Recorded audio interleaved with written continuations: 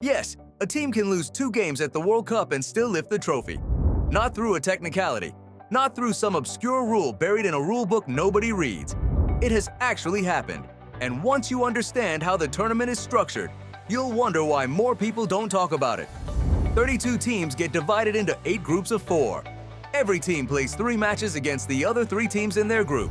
You get 3 points for a win, 1 for a draw, 0 for a loss.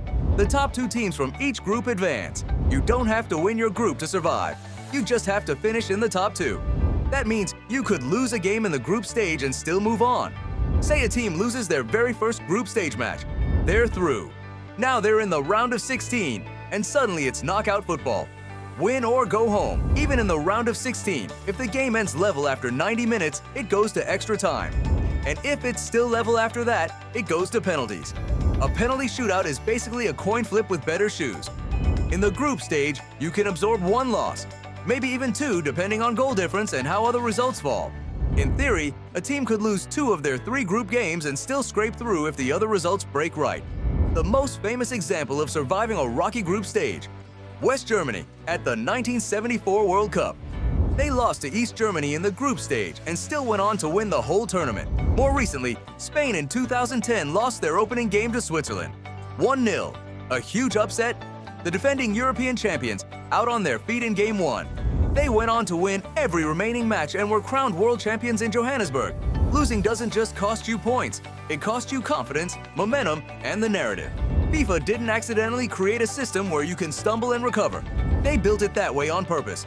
The group stage exists to give teams multiple lives, because sometimes the best team in the world just has a bad Tuesday. The group stage is a filter, not a graveyard. It separates the teams that can't handle adversity from the ones that can absorb a punch and keep moving. To pull it off, you'd need to lose 2 group stage games and somehow still advance on goal difference or results elsewhere. Then you'd need to win 5 consecutive knockout games. That's not just good football. That's historic football. In practice, no team has ever won the World Cup after losing 2 group stage games. At least not yet, but the structure allows for it. The door is open. It would just take the most dramatic World Cup run in history to walk through it. And in a tournament where an underdog beats a giant every 4 years like clockwork, is it really that far-fetched?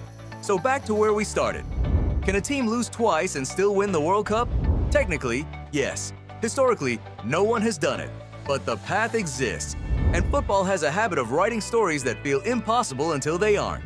The next time you watch a team lose in the group stage and everyone writes them off, remember this: it's not over. It's barely started. If you want more videos that make football make sense, you know what to do.